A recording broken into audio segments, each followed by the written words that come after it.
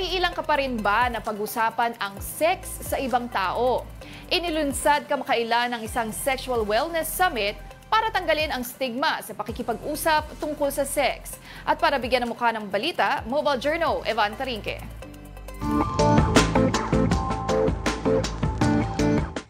Daang-daang mga Pinoy ang dumalo ngayong weekend sa kauna-unahang Sexual Wellness Summit dito sa bansa.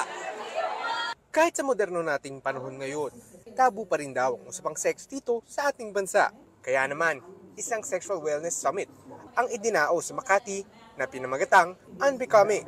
Ito raw ang avenue para magkaroon ng open conversation at awareness patungkol sa safe sex. It's taboo, it's stigmatized. So, kailangan talaga tuloy-tuloy yung conversation natin, tuloy-tuloy yung mga ganitong event para ma-normalize yung pag-uusap about sex. Kaya mula rin sa iba't ibang sektor ang naging speaker at panels. Meron mula sa health sector at ilang pang personalidad. Still so much more I feel like is to be known in different aspects of sexual health that this summit will bring together and really, give me that knowledge and give me that awareness.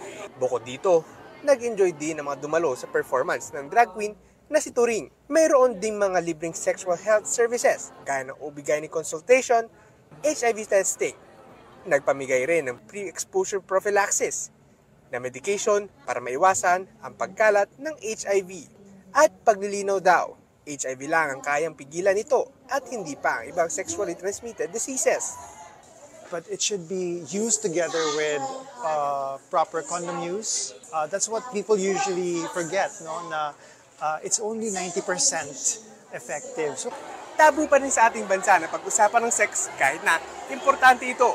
Hindi lang kasi sexual na aktibidad ang pinag-usapan, pati na rin ang kalusugan ng isang individual. Mobile Journal, Evan Tarinque, hatid ang mukha ng balita.